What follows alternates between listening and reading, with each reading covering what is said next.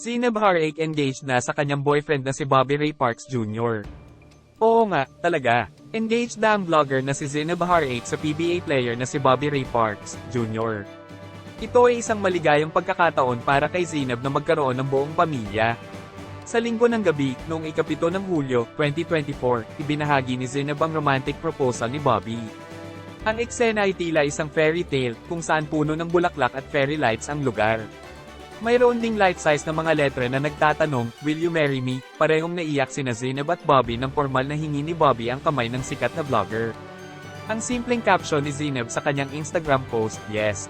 Sa loob ng halos 2 taon na silang magkasintahan, nakita ng mga kapamilya ni Zainab kung gaano kamahal ni Bobby si Zainab.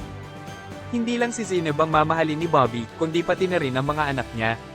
Si Bia, anak ni Zainab sa kanyang dating partner na si Skuz Tekli, at si Lucas, ang adopted son ni Zainab. Congratulations to Zainab and Bobby.